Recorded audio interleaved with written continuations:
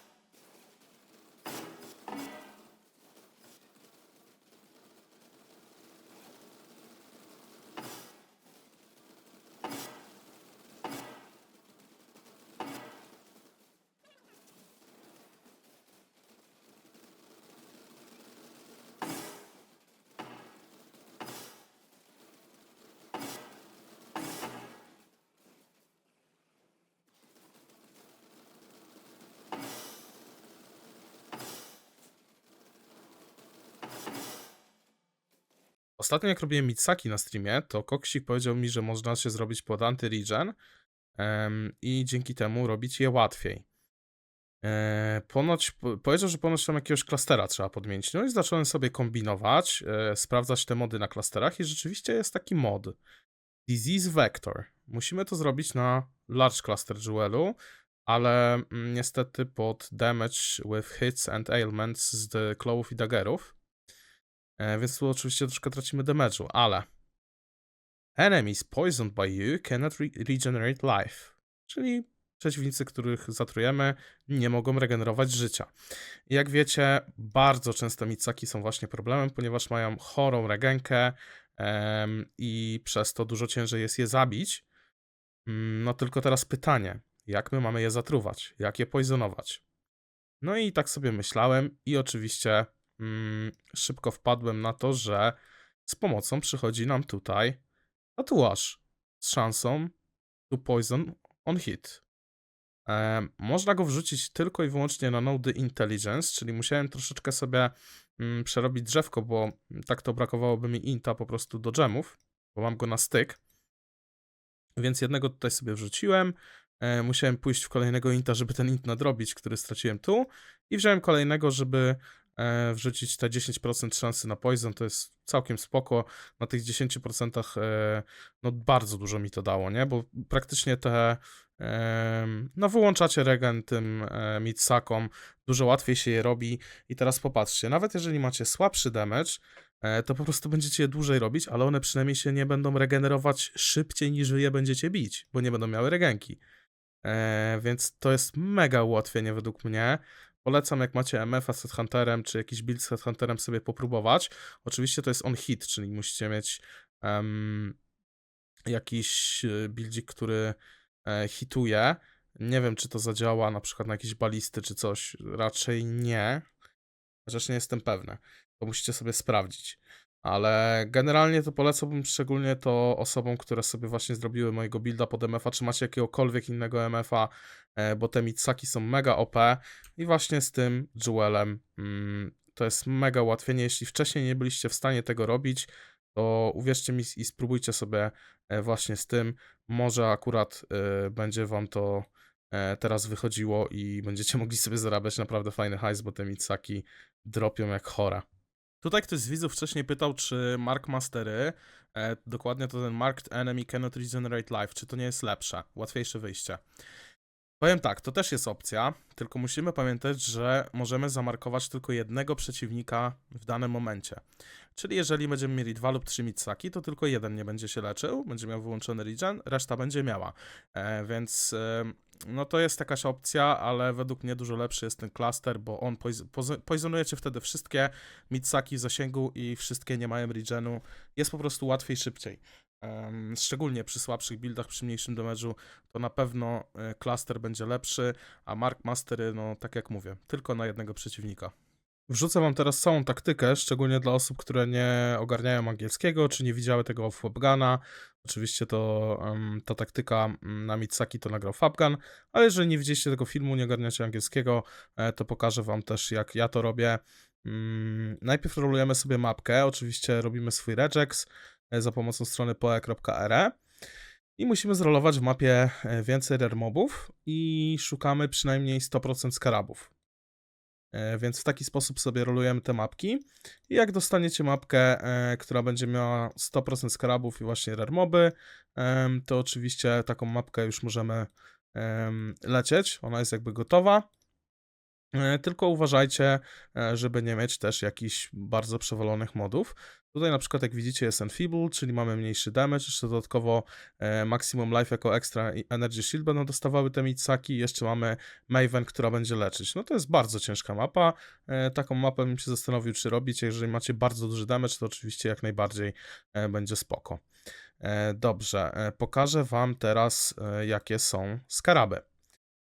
Skaraby używamy 2 na Mirrored Rare Monstery, 1 na 2 additional mody do rare mobów, czyli ten Nemesis, i 1 glittering na 200% quanta i 100%, na 200% rarity i 100% quanta.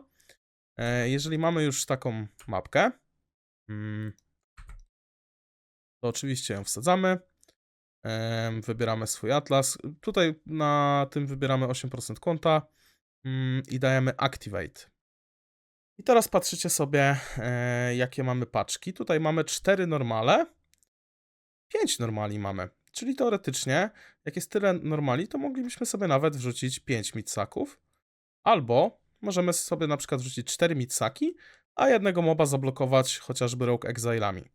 Dlaczego chcemy blokować moba Rogue Exilami? Jeżeli to będzie low albo very low, to wrzucamy tutaj Rogue Exila, dlatego, że ten skarab, który nam klonuje rare moby, chcemy, żeby zadziałał właśnie na nasze mitsaki. Czyli jedynymi rare mobami, jakie będziemy mieli na mapie, to będą te właśnie mitsaki, a Rogue Exile jest unique mobem, więc nie zużyje się ten skarab na niego i po prostu sobie zagwarantujemy, że te mitsaki będą zmirrorowane zawsze z tych skarabów. To jest bardzo ważna opcja przy farmieniu tego. Atlas Tree wygląda w sposób następujący. Wybieramy wszystkie skaraby, jakie się da i explicit modifiery, oczywiście back to basics. Tutaj cofnąłem punkty z devoted modifierów. Możemy się lekko zrespekować i w nie pójść, jeżeli traficie jakiś fajny devoted mod po prostu na jakieś divine czy coś, a tak to oczywiście latamy bez nich, wyłączamy większość skarabów. Tutaj te skaraby też możecie wyłączyć, ja też je powinienem wyłączyć, to sobie w sumie cofnę ten punkcik i je wyłączę. Wyłączamy wszystkie oprócz tego jednego punktu, bo tutaj to nie wyłączy nam skarabów, bo jak wiecie nie mamy na heist skarabów, więc tego nie trzeba wyłączać. No i drzewko wygląda tak jak widzicie. Wrzucę je wam oczywiście w opis filmu, żebyście mogli sobie je skopiować. No i to chyba na tyle, jeśli chodzi o tą taktykę. Wszystko wytłumaczyłem. Tak, skaraby, craft, mapa, wszystko macie. Dobrze, te dwie sekcje nagrywam po czasie dla ludzi, którzy nie zrozumieli przeznaczenia filmu. Ten film nie jest moją taktyką, twórcą taktyki jest Fabgan, ja jedynie pokazałem wam swój pomysł na jej usprawnienie, ponieważ wiele osób nie było tego w stanie latać, między innymi ja miałem z tym problemy, a po tym usprawnieniu jest to dla mnie dużo łatwiejsze i podejrzewam, że dla was też może być. Pierwszą sekcją będzie profit. Fabgan określił go na między 80 a 110 divine'ów. Ja te widełki nawet bym dał większe. To zależy od waszego buildu, jak szybko robicie, jak szybko lutujecie, jaki macie filtr i tak dalej. Tutaj wiele czynników na to wpływa, jak i RNG. Może wam nawet mogą wam nawet polecieć 3 Mage Bloods z jednej mapy, a może wam nie polecieć żaden. Tak samo z Curation. Czasami potrafiły mi 3-4 Curation na mapę dropnąć, a czasami nie poleciał żaden. Tak więc tutaj dałbym te widełki tak między 50 a nawet 150 divine'ów na godzinę. I powiem wam tak, nie ma tutaj sensu, żebym robił ileś mapek i testował, bo ten wynik to będzie za każdym razem inny. Żeby to miało sens, to ja musiałbym chyba ze 100 godzin te micaki farmić i dać wam wtedy średnią. Może wtedy to by miało jakikolwiek sens. Ale tutaj macie gwarantowany bardzo duży profit, a to jak duży on będzie, to zależy i od waszego szczęścia, i od tego, jaki dobry macie build. Po prostu. I to tyle. Jeśli chodzi o koszt odpalenia mapy, bo też ktoś się pytał, czemu nie dałem kosztu odpalenia mapy. Ten koszt też nie jest stały. To zależy, ile włożymy mitsaków, jaka mapa się trafi. Jeżeli na przykład włożycie 4 mitsaki i musicie 2 anarki zablokować, no to musicie wliczyć cenę tych 4 mitsaków i 2 anarki Allflame'ów, plus koszt odpalenia i krawcenia mapy. Więc tutaj powiedziałbym, że takie między 8 a 11 divine'ów jest koszt odpalenia jednej mapy, właśnie w zależności, czy wrzucacie 4 mitsaki, czy 3, ile anarki musicie zablokować, no to tutaj będzie się różnić.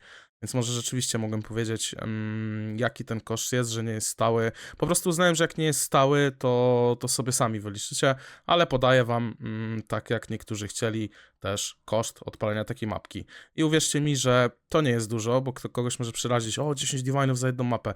No dobra, ale lecą ci 2 curation i już jesteś 15 divine'ów na plus, już nie mówiąc o całej reszcie skarabów i jakichś unique dropach i tak dalej, nie? Także bawcie się. Mam nadzieję, że będzie wam fajnie dropić, chociaż na to nie trzeba mieć nadziei, bo tu po prostu fajnie dropi i ta taktyka jest powalona. Mam nadzieję, że ten anti-regen wam pomógł. Pewnie niektórzy z was już to znali, ale jeśli ktoś nie znał, to na pewno jest fajna opcja. Także dzięki za oglądanie. Jeśli dotrwaliście do końca, to możecie zostawić łapkę pod filmem dla zasięgów i do zobaczenia w następnym filmie. Siema!